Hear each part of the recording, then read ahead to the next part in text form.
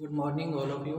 मैं Ghanshyam धुरिया, Gurugram degree college चक 5 BLM Shri Vijayanagar के इस यूट्यूब चैनल में आपका स्वागत करता हूं। आज हम BA final year history first आधुनिक भारत का इतिहास, जिसमें कि 1740 से लेकर 1956 तक की घटनाओं की जानकारी दी गई है। इसके अंतर्गत आज का जो हमारा टॉपिक है वह है भारतीय संविधान की विशेषताएं। इसके बारे में जानकारी प्राप्त करेंगे। भारतीय संविधान की विशेषताएं, पिछले वीडियो में हमने इसके 7 विशेषताएं का जो अध्ययन है कर लिया था। आज उससे आगे की जो विशेषताएं हैं उसके बारे में जानकारी प्राप्त करेंगे। संक्षेप में फिर से एक बार दोहरा देता हूँ कि संविधान जीवन का वह मार्ग है। संविधान जीवन का वह मार्ग है जिसे राज्य ने अपने लिए चुना है। राज्य का यह जीवन मार्ग उसकी अपनी परिस्थितियों और आवश्यकताओं के अनुरूप होता है। राज्य का यह जीवन मार्ग उसकी अपनी परिस्थितियों और आवश्यकताओं के अनुरूप होता है। प्रत्येक राज्य की जो परिस्थितियां हैं अन्य राज्यों से भिन्न होने के कारण ही उसके संविधान की अपनी अपनी निजी विशेषताएं पाई जाती हैं। इसी प्रकार भारतीय संविधान की भी अपनी विशेषताएं पाई गई हैं। जैसा कि भारतीय संविधान 26 जनवरी 1950 को इसे लागू कर दिया गया था। तो भारत का संविधान तैयार करने के लिए 1946 में एक संविधान सभा का गठन किया गया था। 11 दिसंबर 1946 को डॉक्टर राजेंद्र प्रसाद संविधान सभा के अध्यक्ष चुने गए थे। संविधान सभा ने 2 वर्ष 11 मास और 18 दिन का लंबा समय लगाकर भारत में एक नए संविधान का निर्माण किया था और 26 जनवरी 1949 को संविधान सभा ने संविधान को पास कर दिया और 26 जनवरी 1950 को इसे संपूर्ण देश में लागू कर दिया गया था।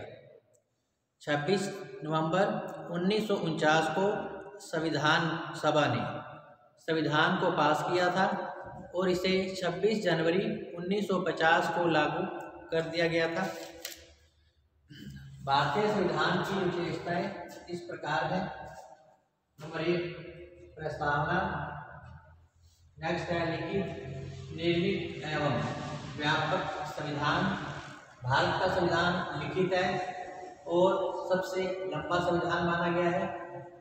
नेक्स्ट है संपूर्ण प्रभुत्व संपन्न लोकतांत्रिक गणराज्य, धर्म निरपेक्ष राज्य, संसदीय शासन प्रणाली, एकात्मक लक्षणों सहित संघात्मक व्यवस्था, कठोर एवं लचीलापन, मौलिक अधिकार, मूल कर्तव्य, राज्य के नीति निर्देशक तत्व, न्यायपालिका की स्वतंत्रता, वयस्क मताधिकार, एकल नागरिकता, अल्पसंख्यक एवं पिछड़े वर्ग के कल्याण की व्यवस्था, कल्याणकारी राज्य और सामाजिक समानता की स्थापना भारतीय संविधान की प्रमुख विशेषताएं मानी गई है। प्रस्तावना के अंतर्गत भारतीय संविधान में जो प्रस्तावना है संविधान से जुड़ा है, एक श्रेष्ठ आभूषण है। संविधान के गौरवपूर्ण मूल्यों को इस प्रस्तावना में प्रस्तुत किया गया है। संविधान की मूल प्रस्तावना इस प्रकार से है कि हम भारत के लोग भारत को एक संपूर्ण प्रभुत्व संपन्न लोकतांत्रिक गणराज्य बनाने के लिए तथा उसके समस्त नागरिकों को सामाजिक, आर्थिक, राजनीतिक, न्याय, विचार, अभिव्यक्ति, विश्वास, धर्म और उपासना की स्वतंत्रता, प्रतिष्ठा और अवसर की समानता प्राप्त करने के लिए तथा उन सब में व्यक्ति की गरिमा और राष्ट्र की एकता को सुनिश्चित करने वाली बंधुता बढ़ाने के लिए दृढ़ संकल्प होकर अपनी संविधान सभा में आज 26 नवंबर 1949 ईस्वी को एतद द्वारा संविधान की अंगीकृत, अनियमित और आत्मर्पित करते हैं। दूसरे है लिखित, निर्मित एवं व्यापक संविधान। भारत का संविधान लिखित है, निर्मित है और सबसे लंबा संविधान माना गया है।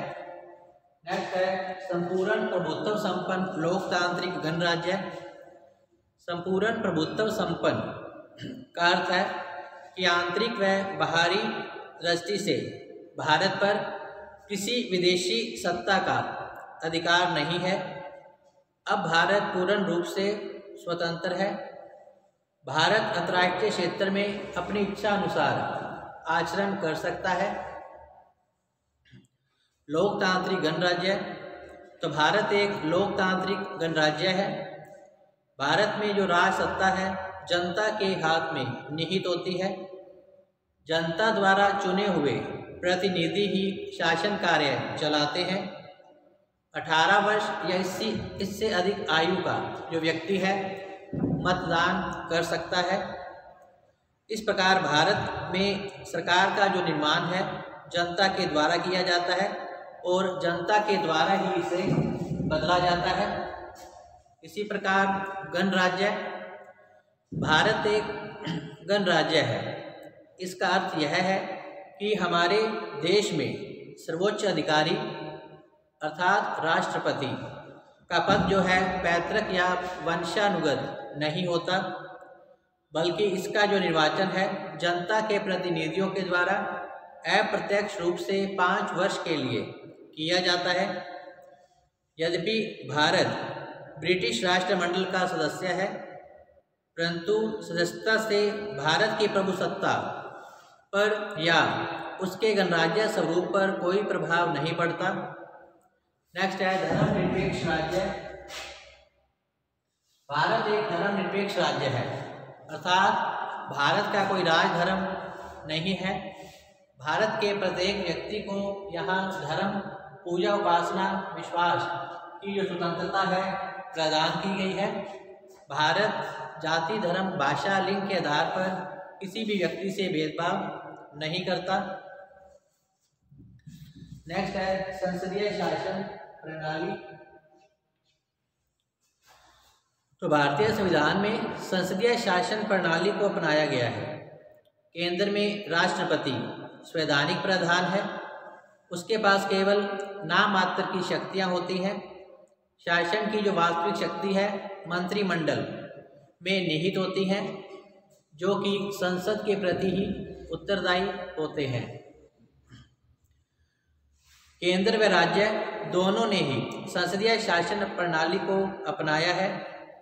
केंद्र में राष्ट्रपति और राज्यों में राज्यपाल केवल संवैधानिक अध्यक्ष मात्र होते हैं और वे अपने अपने उत्तरदायी मंत्रियों की मंत्रणा के आधार पर ही कार्य करते हैं। मंत्रिमंडल व्यक्तिगत तथा सामूहिक रूप से संसद के प्रति ही उत्तरदायी होता है। भारतीय संविधान निर्माताओं के द्वारा संसदात्मक शासन प्रणाली को अपनाने का जो कारण है यह था कि संसदात्मक शासन प्रणाली की जो क्रियान्वित है वह काफ़ी सरल होती है। भारत के लोग ब्रिटिश शासन के अंतर्गत संसदात्मक शासन प्रणाली के सिद्धांत और व्यवहार का पर्याप्त ज्ञान प्राप्त भी कर चुके थे। इसी प्रकार एकात्मक लक्षणों सहित संघात्मक शासन व्यवस्था भारतीय संविधान की एक मुख्य विशेषता मानी गई है। तो संविधान के अनुसार भारत में संघात्मक शासन प्रणाली की स्थापना की गई है और इसमें संघात्मक शासन प्रणाली की विशेषताएं विद्यमान है। संविधान ने शासन शक्ति एक स्थान पर केंद्रित न कर केंद्र और राज्य सरकारों में इसे विभाजित किया है, जो दोनों ही अपने अपने क्षेत्र में स्वतंत्र हैं। संविधान लिखित है और इसे सर्वोच्च स्थिति प्रदान की गई है। सर्वोच्च न्यायालय को संविधान का संरक्षक मात्र ही बनाया गया है, जिसे संविधान की व्याख्या करने और केंद्र और राज्य में उत्पन्न संवैधानिक विवादों का निर्णय करने का अधिकार दिया गया है। इस प्रकार भारत में संघात्मक शासन प्रणाली अपनाई गई है। भारत के संविधान के संघात्मक होते हुए भी इसमें कुछ लक्षण ऐसे हैं जिससे इनका जो झुकाव है एकात्मक शासन प्रणाली की ओर है। उदाहरण के लिए एकहरी नागरिकता, एकहरी न्यायपालिका, अखिल भारतीय सेवाएं, राष्ट्रपति द्वारा राज्यपाल की नियुक्ति, संसद द्वारा राज्यों के नाम, क्षेत्र, सीमाओं में परिवर्तन का अधिकार आदि। इसी प्रकार राष्ट्रपति के संकटकालीन अधिकारों के अंतर्गत संकट काल की घोषणा द्वारा भी संघ स्पष्ट रूप से जो है संघात्मक व्यवस्था को एकात्मक शासन व्यवस्था के रूप में बदला जा सकता है। इसी प्रकार भारत का संविधान कठोर है और समय परिस्थितियों के अनुसार इसमें परिवर्तन करने का भी प्रावधान इसके अंतर्गत किया गया है। तो भारतीय संविधान में कठोरता और लचीलेपन का सुंदर समन्वय पाया गया है। संविधान में कुछ धाराएं ऐसी हैं जिनमें संशोधन करने के लिए दोनों सदनों के कुल सदस्यों का बहुमत तथा मतदान करने वाले सदस्यों का 2/3 बहुमत तथा भारतीय संघ के आधे राज्यों के विधान मंडलों की स्वीकृति आवश्यक है। संविधान संशोधन की जो प्रक्रिया है जटिल मानी गई है। इस दृष्टि से संविधान कठोर है। दूसरी ओर संविधान में कुछ धाराएं ऐसी हैं जिनमें संसद साधारण बहुमत से संशोधन कर सकती है। उदाहरण के लिए नवीन राज्यों का निर्माण, वर्तमान राज्यों का पुनर्गठन, भारतीय नागरिकता के अर्थ में परिवर्तन आदि के विषय में संशोधन केवल साधारण बहुमत से ही पर्याप्त है। इस दृष्टि से भारतीय जो संविधान है लचीला भी माना गया है। नेक्स्ट है मौलिक अधिकार। अमेरिका, आयरलैंड आदि के संविधानों की ही भांति भारतीय संविधान में नागरिकों को मौलिक अधिकार प्रदान किए गए हैं। भारतीय संविधान के अंतर्गत नागरिकों को समानता का अधिकार, स्वतंत्रता का अधिकार, शोषण के विरुद्ध अधिकार, धार्मिक स्वतंत्रता का अधिकार, सांस्कृतिक और शिक्षा संबंधी अधिकार तथा संवैधानिक उपचारों का अधिकार नागरिकों को प्रदान किए गए हैं। इन अधिकारों की रक्षा के लिए जो नागरिक है न्यायालय की शरण ले सकता है। इन अधिकारों को न्यायिक संरक्षण प्राप्त है। नागरिकों के लिए जो मौलिक अधिकार हैं पूर्णतः सीमित एवं अनियंत्रित नहीं है। संविधान द्वारा इन्हें मर्यादित रूप प्रदान किया गया है। नेक्स्ट है मूल कर्तव्य। तो 42वें संविधान संशोधन के अनुसार नागरिकों के 10 मूल कर्तव्यों का उल्लेख किया गया है। 86वें संविधान संशोधन के द्वारा 11वें मूल कर्तव्यों का भी इसमें समावेश किया गया है। 11वें मूल कर्तव्य के अंतर्गत 6 से 14 वर्ष के बालकों को निःशुल्क शिक्षा की व्यवस्था इसके अंतर्गत की गई है। इसके अलावा नागरिकों के जो मूल कर्तव्य हैं संविधान का वह पालन करे, उसके आदर्शों, संस्थाओं, राष्ट्रध्वज और राष्ट्रीय गान का आदर करे, वह स्वतंत्रता आंदोलन को प्रेरित करने वाले आदर्शों को वह अपनाए, भारत की प्रभुता, एकता और अखंडता की वह रक्षा करे, देश की रक्षा करे और आह्वान किए जाने पर राष्ट्र की वह सेवा करे, भारत के सभी लोगों में समरसता और भाईचारे की भावना का विकास किया जाए, हमारी संस्कृति की गौरवशाली परंपरा के महत्व को समझे और उसका संरक्षण करे आदि मूल जो कर्तव्य हैं भारतीय संविधान में नागरिकों के लिए उल्लेखित किए गए हैं। इसी प्रकार राज्य के नीति निर्देशक तत्व जो कि भारतीय संविधान की एक विशेषता मानी गई है। राज्य के नीति निर्देशक तत्व भारतीय संविधान की विशेषता मानी गई है। तो भारतीय संविधान के चौथे अध्याय में राज्य के नीति के आर्थिक, सामाजिक और राजनीतिक तत्वों की स्पष्ट व्याख्या इसके अंतर्गत की गई है। इन्हीं से ही राज्य के नीति निर्देशक तत्व कहा गया है। ये केंद्र और राज्य के पथ प्रदर्शक हैं। ये नीति निर्देशक तत्व सरकार के लिए एक प्रकार के आदर्श या निहित हैं, जिनका पालन करना आवश्यक है ताकि भारत में लोक कल्याणकारी राज्य की स्थापना की जा सके।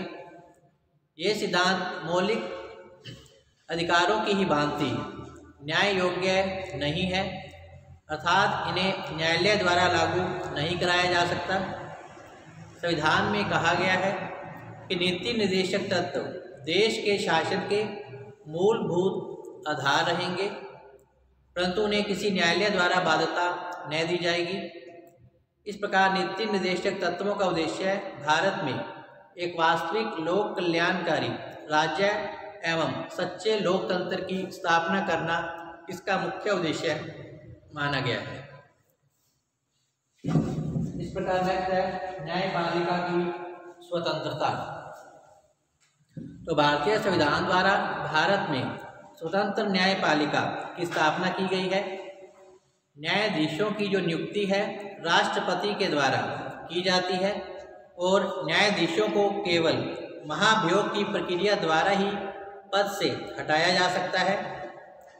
न्यायपालिका की स्वतंत्रता के लिए संविधान में अनेक प्रकार की व्यवस्थाएं की गई हैं, जैसे कि न्यायाधीशों को पद की सुरक्षा प्राप्त होना, न्यायाधीशों के कार्यकाल में उनके वेतन में कमी न हो सकना और न्यायाधीशों के आचरण पर व्यवस्थापिका के द्वारा विचार न कर सकना आदि।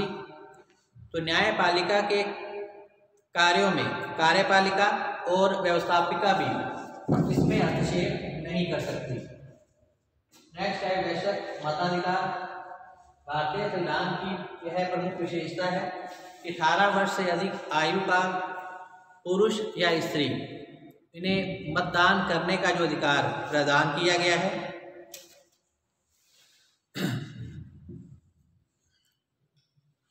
करोड़ों व्यक्तियों को एक साथ मताधिकार प्रदान करना भारतीय संविधान का निश्चित रूप से एक शासी कार्य माना गया है। नेक्स्ट है एकल नागरिकता। तो भारतीय संविधान में एकल नागरिकता की व्यवस्था प्रदान की गई है।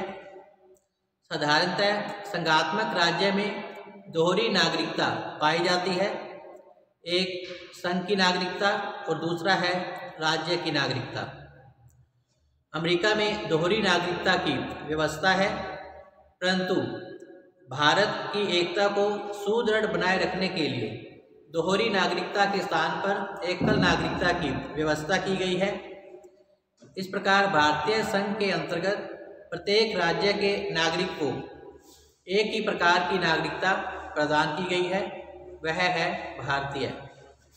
नेक्स्ट है अल्पसंख्यकों तथा पिछड़े वर्ग की कल्याण की व्यवस्था भारतीय संविधान के द्वारा की गई है।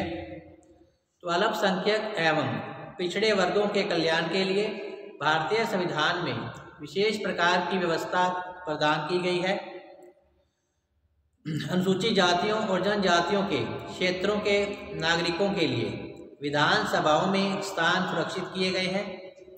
भारतीय संविधान में अनुसूचित जातियों और जनजातियों के क्षेत्रों को नागरिक सेवाओं, विधानसभाओं और अन्य क्षेत्रों में विशेष संरक्षण की व्यवस्था प्रदान की गई है। नेक्स्ट है कल्याणकारी राज्य का आदर्श।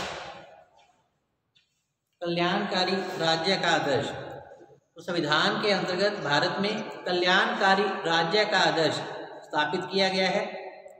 भारतीय संविधान निर्माता चाहते थे कि केंद्रीय और राज्य सरकारें भारतीय नागरिकों को आर्थिक, सामाजिक और राजनीतिक क्षेत्र में अधिकार सुरक्षित प्रदान करें। ताकि उनका जो जीवन है उन्नत हो पाए। केंद्र और राज्य सरकारें संविधान में निर्दिष्ट इस लक्ष्य को प्राप्त करने के लिए निरंतर प्रयत्नशील हैं।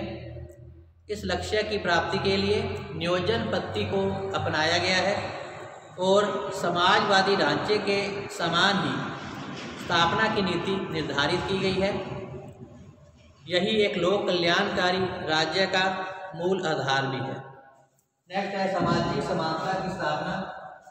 तो भारतीय संविधान के अंतर्गत धर्म, जाति, भाषा, लिंग आदि के आधार पर नागरिकों से किसी प्रकार का भेदभाव नहीं किया जाता। सभी नागरिकों के साथ समानता का व्यवहार किया जाता है। संविधान के अनुच्छेद 17 के अनुसार अस्पृश्यता का अंत कर दिया गया है और इसका जो आचरण है दंडनीय अपराध घोषित किया गया है। इसके अलावा एक राष्ट्र भाषा की व्यवस्था, विश्व शांति का समर्थक अन्य विशेषताएं भारतीय संविधान की मानी गई है। एक राष्ट्र भाषा की व्यवस्था, तो राष्ट्रीय एकता को सुदृढ़ बनाए रखने के लिए हमारे संविधान में हिंदी को देवनागरी लिपि में भारत की राष्ट्रभाषा इसे घोषित किया गया है। इसके साथ ही संघीय सरकार के सभी कार्यालयों में संविधान लागू होने के 15 वर्ष बाद तक अंग्रेजी के प्रयोग की आज्ञा दी गई है। 1965 में यह भाषा विधेयक पारित किया गया, जिसके द्वारा हिंदी के साथ साथ अंग्रेजी को भी जारी रखने की अनुमति प्रदान की गई थी। नेक्स्ट है विश्व शांति का समर्थक। भारतीय संविधान की अन्य प्रमुख विशेषता विश्व शांति का समर्थक।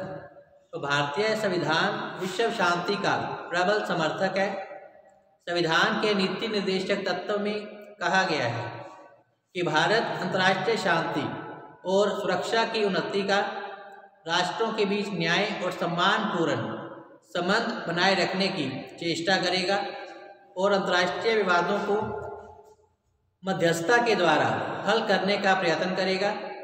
व्यवहार में भी भारत सरकार ने विश्व शांति और अंतर्राष्ट्रीय सुरक्षा अपनी विदेशी नीति का इसे आधार भी बनाया है। तो इस प्रकार भारत जो है विश्व शांति का समर्थक है और आपसी विवादों का जो निपटारा है मध्यस्थों के द्वारा बातचीत के माध्यम से करने का ही प्रयास करता है। यही कारण है कि आज तृतीय विश्व युद्ध नहीं हुआ, क्योंकि जो भारत है विश्व शांति का समर्थक है और वह युद्ध करने के पक्ष में नहीं है। तो इस प्रकार आज का जो टॉपिक है भारतीय संविधान की विशेषता यही समाप्त होता है। कल हम फिर से हाजिर होंगे नए टॉपिक के साथ। तब तक आप घर पे रहें, सुरक्षित रहें, पढ़ते रहें।